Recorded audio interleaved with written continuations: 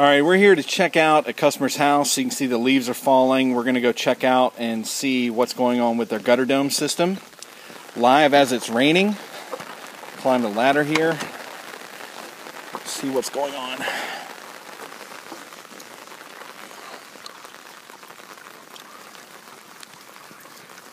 You see a couple leaves on the roof. If you can hear the water running through the system or not.